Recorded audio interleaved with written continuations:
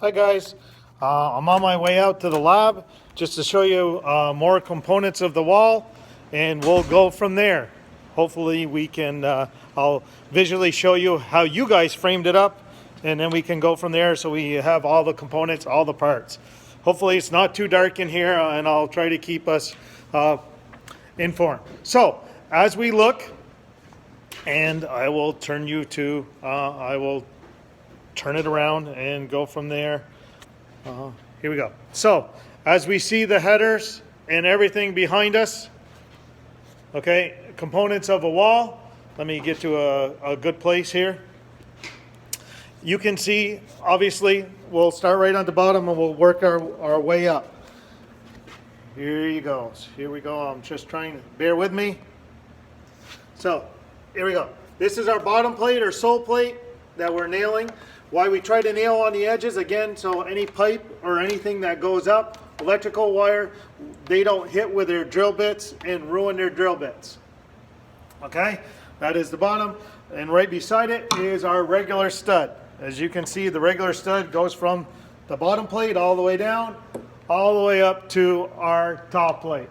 We can see our top plate. Again, these are splices. You can notice our splice here that we have here.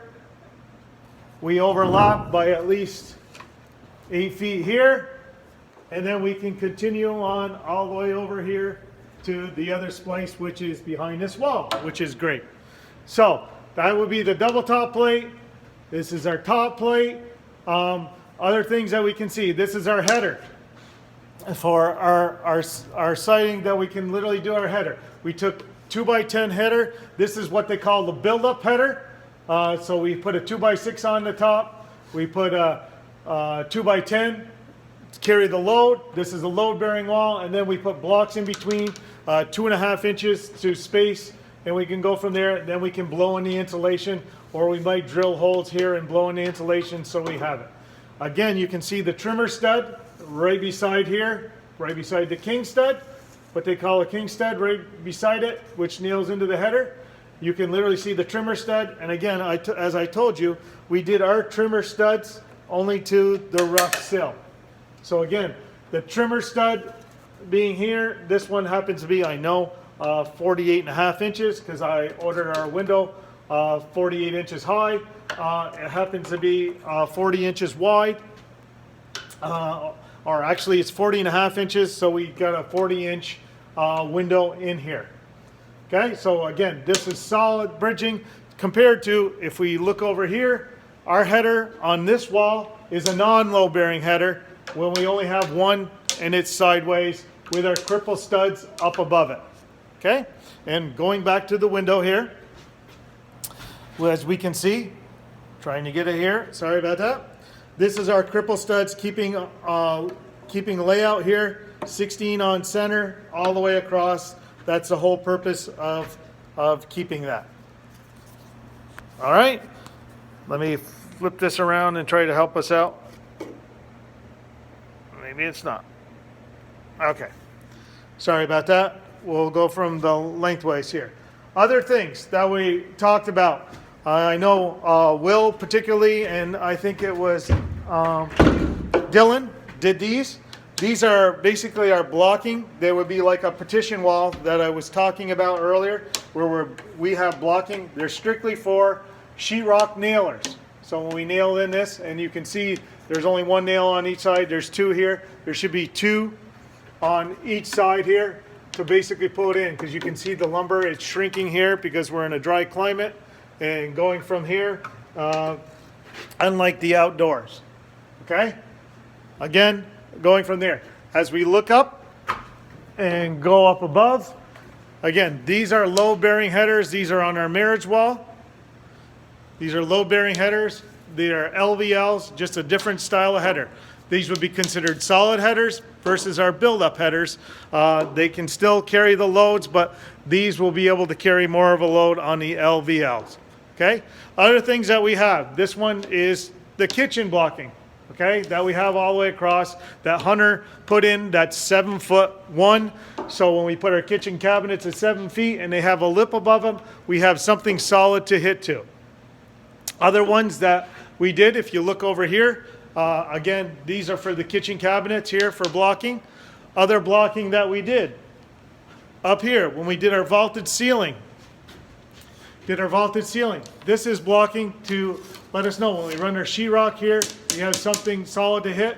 We have something for our joist hangers to hold into. Again, this is different type of blocking. One more type of blocking that we have, let me walk over here on the other side. Bear with me. And I believe Ed put these in. And this is blocking, Ed and Hunter put these in. This is blocking at 6'1". This is when you have a closet that you want to put shelves on. We put them at 6'1", so everything below the shelf usually goes approximately 6 feet when you open up a closet door. You store everything up above, but for the hangers that support it, now we don't have to rely just on studs. We have blocking here to hit. That is the whole purpose for that. Okay, let's see. I've covered the king stud. Here's your corner assembly over here. That again, we did the U-shape ones, so we can get in here with, I don't know if you can see my stick here, all the way down. Here, let me rotate it. There, you can get insulation in there fairly easy. And again, your R factor has to be at least, if you're energy efficient, it's 21, but you can get the loose bats, that's R19. Okay, other things that we talked about, and we go right up here. Bailey and Zach Gravel did these along with Johnny, I believe, and other people. If I miss you, I'm so sorry. But these are the gable studs that you can go back. And as Ryan stated on Discord, that he didn't understand what basically a strong back would do. A strong back is an L-shaped. We don't have to nail them on here, but if they were 2 foot on center, like the trusses that we did, Habitat Humanity, we take an L shape and nail it to here and either screw it in or nail it in to keep those straight. Okay? Other things as we're looking up, sorry for the lights, bright lights, but when we look up here, we have more blocking for our ceiling to catch these interior walls, our petitions as we call them, breaking up room to room and going from there. I believe that's pretty much it. We've got bottom plates. Again, cripple studs. Here we go. Bottom plate, cripple studs, rough sill, trimmer studs. You see it? Trimmer studs right here. This one happens to have 2, like I said, because this opening is more than 5 feet wide. So I did a trimmer stud because we have a big opening here. Then you can see your king stud or regular stud right beside it. Goes all the way from the bottom of the bottom plate all the way to the top plate. Your header is nailed into the top plate here and into your king stud with trimmer stud supporting it. On our picture, the trimmer stud went from here all the way down solid and didn't include the rough sill. That's just a different version of how people do it. And this one only has 1 sill versus a double sill because we're just using vinyl windows. If I was using wood windows, I would probably double sill them and go from there. Okay? If you guys have any questions on anything, please let me know. Again, email me, text message me, FaceTime me. I'm always going to be here for you guys. My goal is to try to help you guys learn. And for some reason, if I don't have this accessibility of this accessibility of the school here, I'll walk around the village and show you different houses or whatever, or I'll take you in my basement and we'll go from there. And again, this would be the gable end. Here we go, I'll turn around. That would be the gable end. There's your triangular shape with the gable end studs. Okay? When you can literally see, again, we put our blocking in up there to catch our 1/2-inch plywood going all the way up, and when we do the soffit, which is on the back, which I will take a walk. Gavin and I can't remember who worked with Gavin, honestly, but you can see our, whoops, the shine here. You can see our soffit, and it's called perforated soffit because it means it has holes in it, versus solid soffit, and go from there. and you can see up here, hopefully, that you have 5/8 J channel that it actually slides into. That's what I'm pointing to on both sides. 5/8 J channel that it goes into with aluminum nails, and I had Gavin screw it because it's a pain. Okay? That's it for today. And again, hopefully I covered everything. I didn't do a let-in or a strong back because we haven't installed any here yet. And hopefully when we get back, I will discuss this and go over what we have to do.